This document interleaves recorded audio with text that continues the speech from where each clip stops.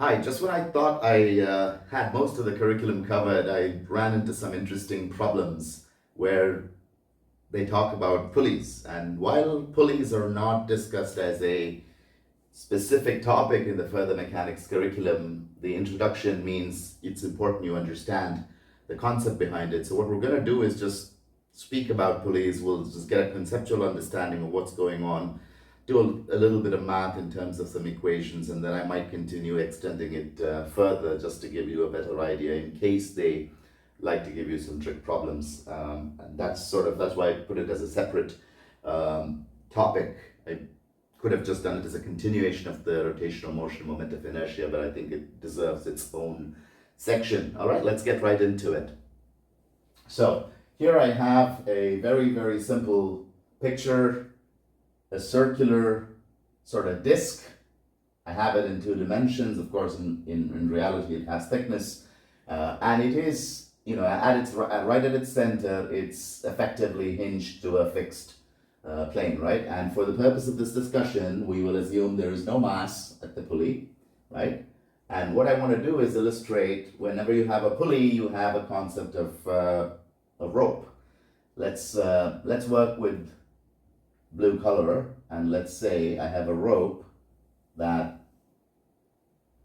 goes around the pulley this way, right? And right at that end, or one end, I have a mass M. And if I was to lift this, and this is again very intuitive, all I had to do is pull on this rope. So if I applied, we'll go with yellow, if I applied a force in this direction, force F, I could lift this object up, right? And in principle, that's what you need to know. A pulley, a simple pulley, right, with a single pulley, simple pulley is a mechanism to change the direction of force, not the magnitude of force, direction only. So you can see here, it's just reversing it. And what's going on is, again, if I had no gravitation, right, just as an example, right, all I would do is whatever force I apply here would result in the motion of this mass. So I get a mass times acceleration, and that would be equal to the force here. Whatever is the acceleration here, so if I wrote this as acceleration A, then it would be very simply F is equal to ma. There would be no further changes here because that's what the system would encounter. Now, if imagine we had gravity, right? If I had gravity here, then very simply I would write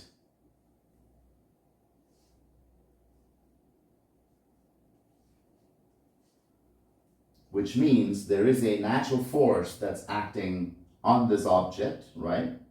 There is a natural force of m times g.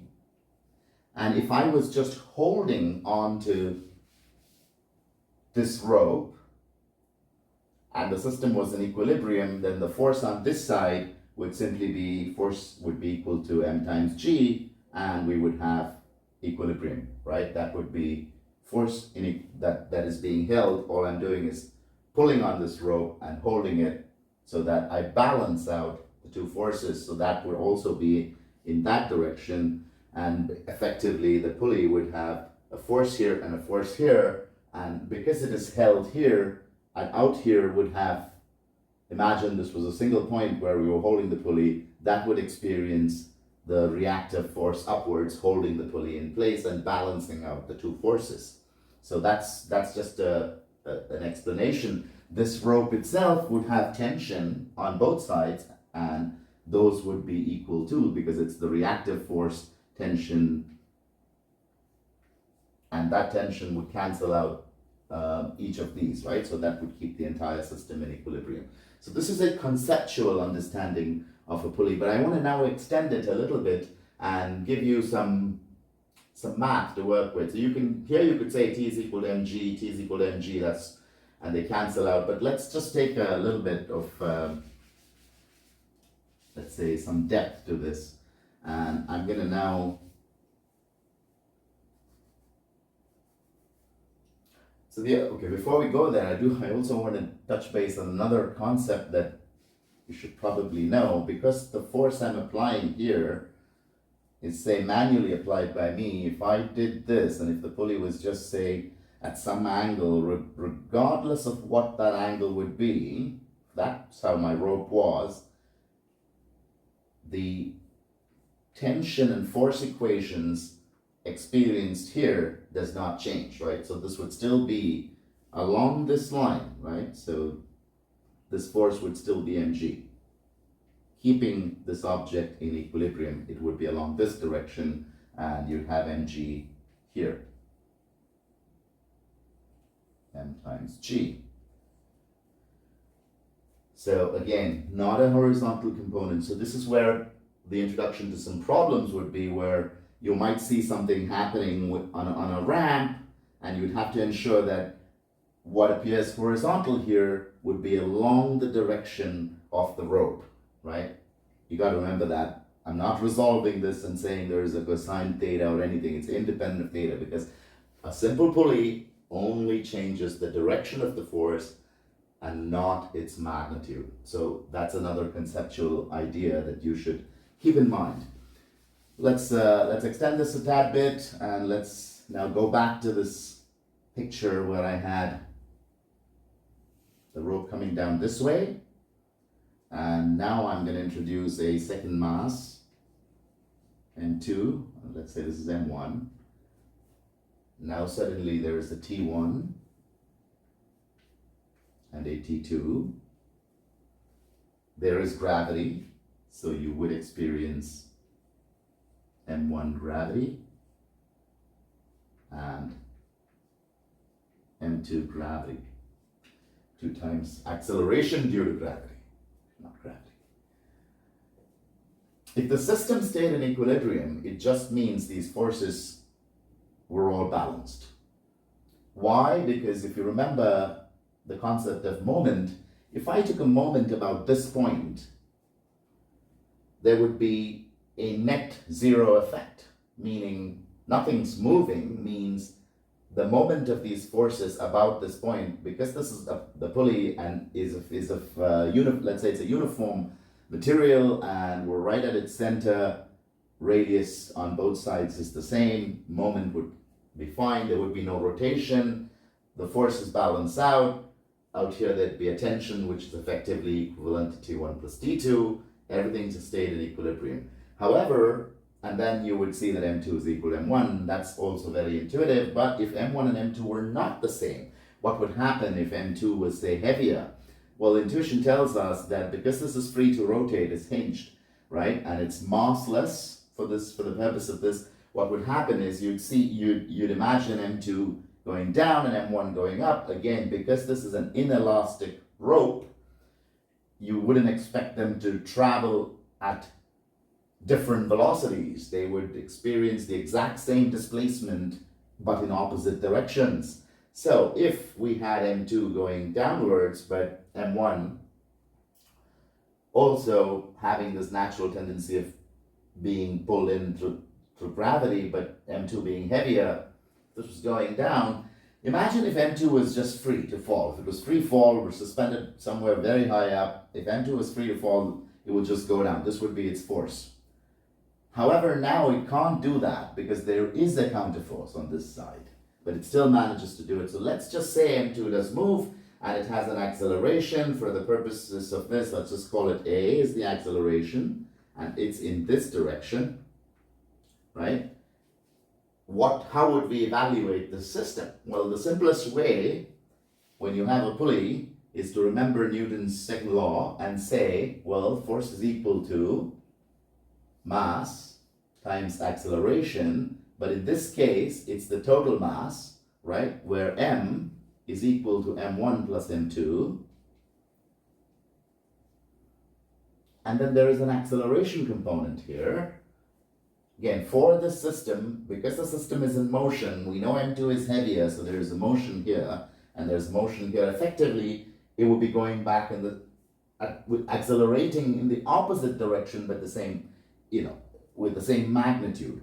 How do we write this? Well, if you look at M1 by itself, assuming M2 is heavier and it's moving this way, M1 would be accelerating in that direction, but the acceleration would be the same. So what's M1 experiencing? It's experiencing gravitational force, mass times acceleration due to gravity. That's probably more accurate. So if I just look at M1 and look at its force and it's moving, there is a force acting on it, right? So it's mass times acceleration of M1 should be equal to, that's sort of the net forces acting on it, right? It's the tension T1 minus mg, if I can write that, m1g, right? For m1, this equation makes sense. For m2, likewise, but in m2's case, it's a little different. T2 is acting in one direction, but m2g and m2a are in the same direction.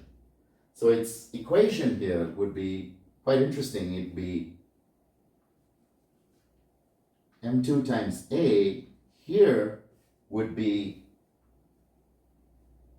m2 times g minus t2. Observe that, and again, this is because of the direction. So this is something that's important when you do problems with pulleys. Make sure you get that idea of understanding, understanding this more accurately. But we know from obviously there is rotation happening, the net effect. That's why they're moving, and you can identify that one of the forces will have a higher moment. But that's sort of giving you an idea of where it is. You can now use these equations and use F is equal to ma because you know that the sum total, and identify that again this rope doesn't fundamentally have much of a change. T1 and T2 will experience effectively the same kind of net effect, and you can now write an equation that will help you identify the acceleration, right? And that's sort of the key. If you go back here, you can now say what's the net force? The net force on the system, I'll bring it out here. The net force on the system, or rather acceleration itself, is the net force, call it sigma f, or also you might want to call it f net, divided by m1 plus m2. And what's the net force? You can just cancel out the forces that are applied here, and you will write that as, so you have the effect of gravity, you have, let's see, what are all the functions that add up here? If you look at reverse directions of the entire system, you would simply write m2g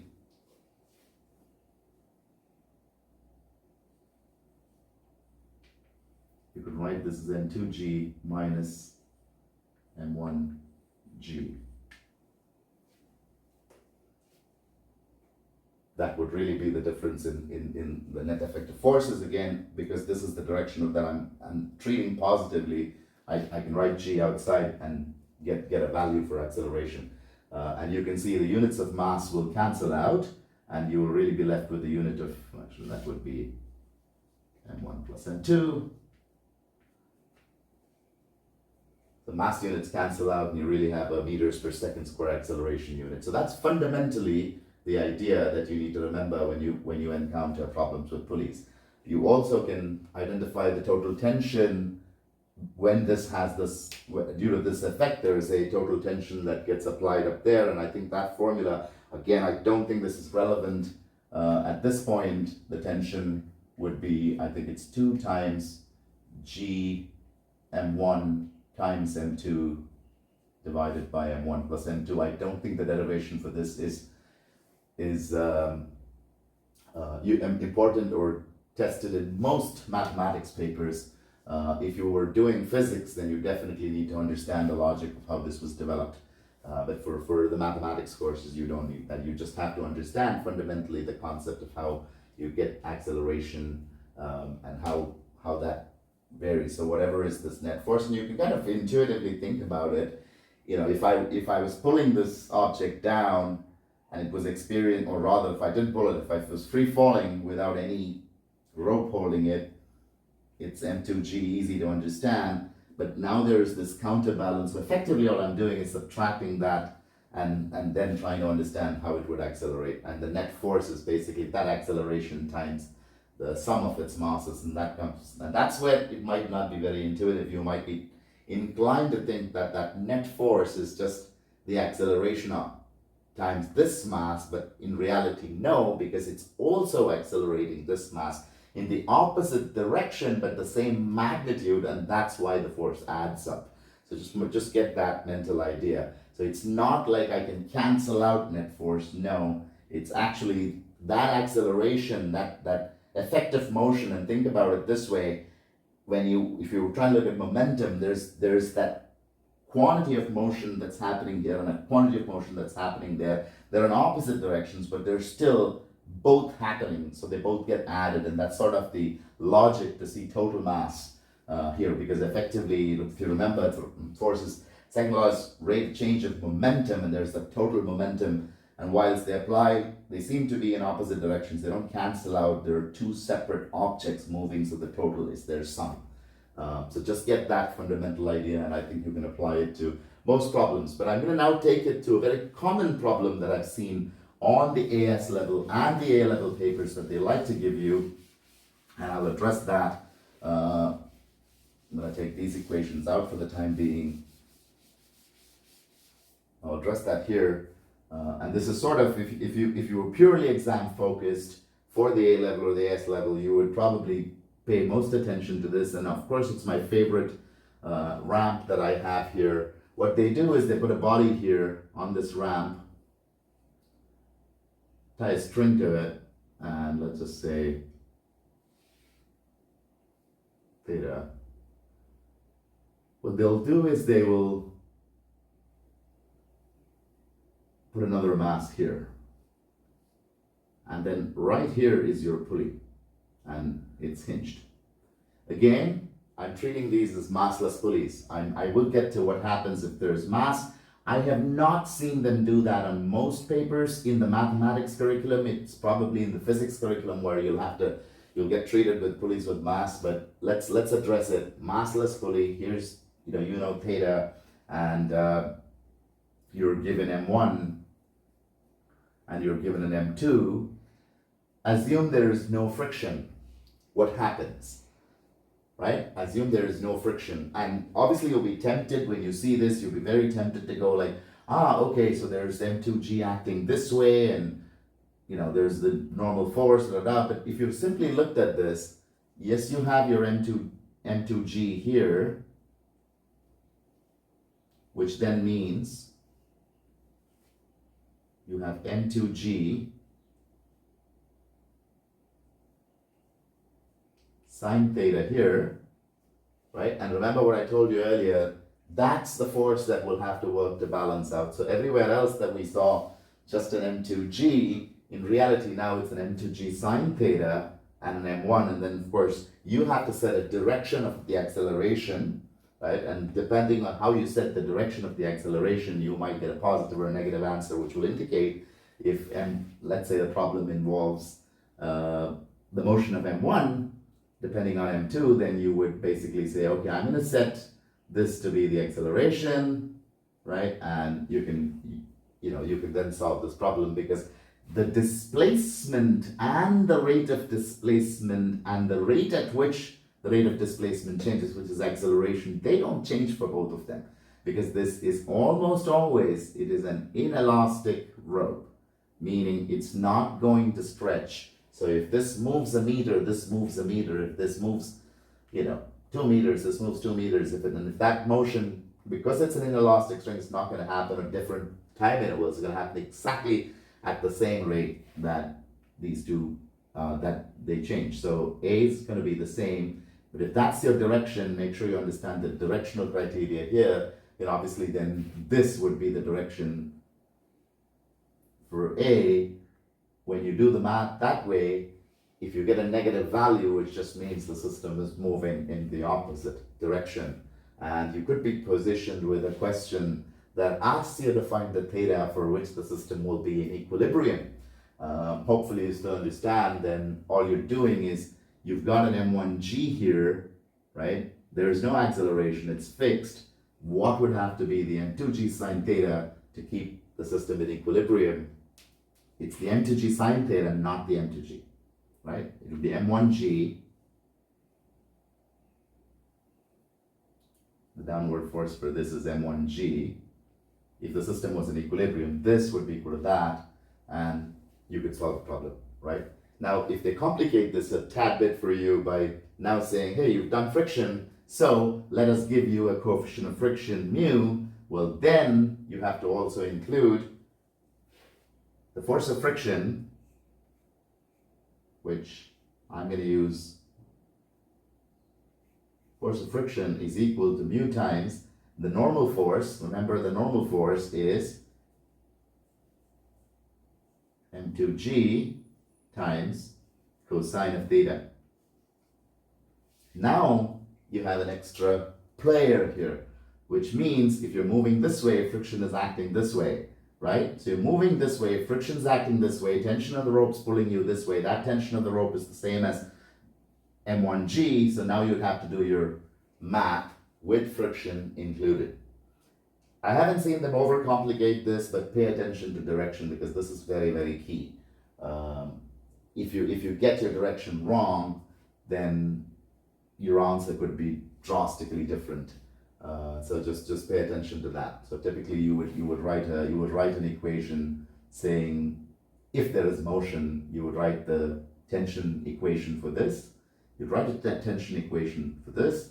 You know the rope is inelastic, which means the tension is the same, and that tension would be basically equal to the net force times acceleration minus, and you would basically get, tension minus all forces, other forces acting, including that, would give you the net force times the acceleration of the object, and you could solve the problem again, right? So this is probably where you can say, hey, I think for everything in the further mechanics curriculum, I'm good. I know exactly how to do it. But if you want to, I think it's not doing justice to just do that with pulleys. I also want to just introduce a section on what happens if the pulley has mass, because we've studied rotational circular motion, we've studied moment. What happens if this pulley has mass? Well, let me take this out too. I don't want to confuse these things. So if this pulley had mass, well, for one, when you look at the tensile forces that are acting at the point at which this pulley is held, that would change because your mass hanging off it and then the pulley has mass itself. So let's say now if I have a pulley with a certain mass, we know rotational inertia exists in every object. It doesn't want to rotate. And I kind of gave you for a beam, if you just had a center of mass, it's the distance from the pivot to the center of mass, but in a circle you'd say the center of mass is bang here, so what's the rotational inertia? We might be able to get into it at some point if I come back to make another video, but effectively that rotational inertia, I, is equal to half mv square, m, so I need to get another m for my, let's just say I'm going to use m as the mass of my pulley, right? 1/2 times m times the radius of my pulley, which is r squared, right? So that's for a circular disc. Moment of inertia about its center, the center being the axis of rotation. More advanced topics, especially if you're going to study physics at the level, they might give you even attempting to calculate moment outside. But typically a moment, you can just take the center of mass and then look at it about the axis of rotation, perpendicular distance. You can get that. For a circle, I won't go into the derivation of this. And we also study torque and and angular velocity, but if you're not familiar with it, it's basically I times theta dot, right? Which is basically angular acceleration, right? So it's a measure of force, and if you think about it, it's if I need to accelerate something, and think about it exactly like a fixed mass now getting an acceleration. Here, torque is the rotational force, so it's rotational inertia times the angular acceleration. You know, if you know the math, and if I remember it right, you'd basically, I think this is linear acceleration divided by radius square. That's angular acceleration.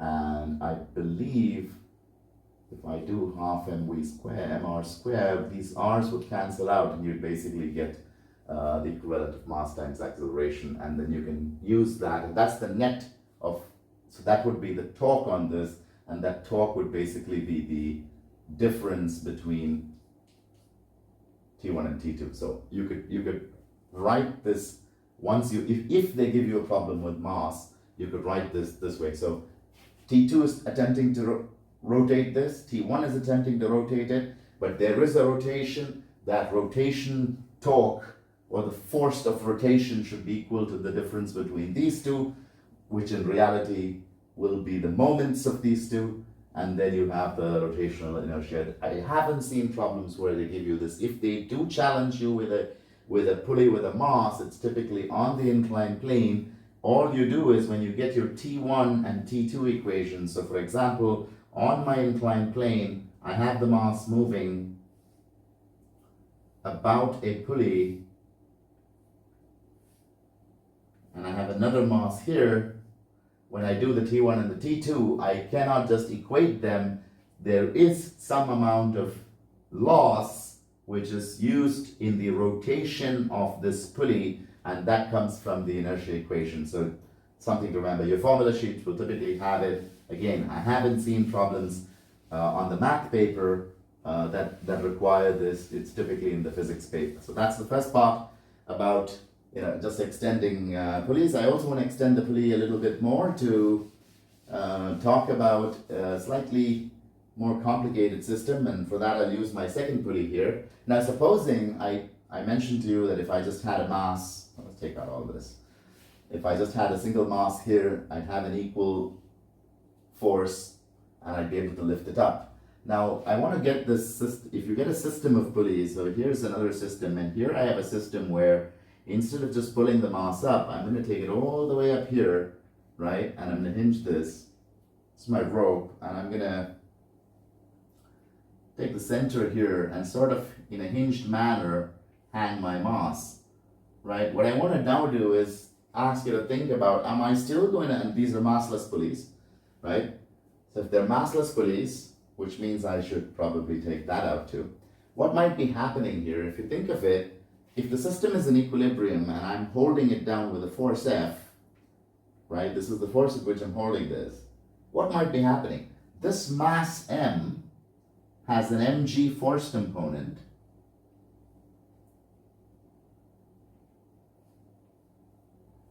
but there is a tension. Now there's two tension components. There's also a tension component here. There's a tension component here, and there's a tension component here, and there's a tension component here. Those have to all balance out. So mg now gets, and if half of it goes there and half of it comes here. So my force is now, again, you can do the math, my force is now just half mg. Right? Because if you think about it, right, if I'm holding it, this is the force by which I hold it, right? So I'm applying this, so T3 will be half mg. Why is that? Because T2 and T1 become half mg. It's equal, mg is getting equally split here. T2 is equal to T3, and you can see what happens. This is a concept of mechanical advantage. I don't think you need to know this particularly for the further mechanics papers, but if they give you a problem, this could happen.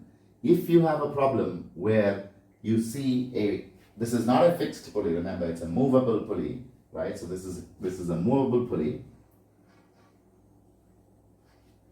Movable pulley. And this is a fixed pulley, okay? And this concept is called mechanical advantage. Mechanical advantage. Again, it is not in the mathematics curriculum, it is in physics. Mechanical advantage, and you can see you have a mechanical advantage here by a factor of 2, right? So it basically makes your work, it reduces your work, right? Because the force is lesser. So it gives you an advantage. So remember that.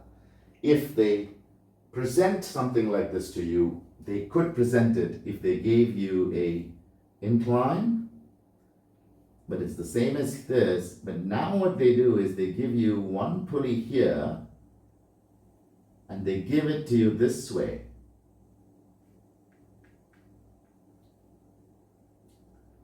And they present another mass here for you. If they do this, understand what's going on, the effect of this mass is kind of gets into half its value when you do the math here. So this previous equation, we took the entire mass times g here, but now it's only half. So just know that as the concept. So the concept of mechanical advantage and pulleys. So I just wanted to introduce that. I haven't seen any problems in most textbooks that I've seen. I haven't seen them do this. They do love to do these single problems here.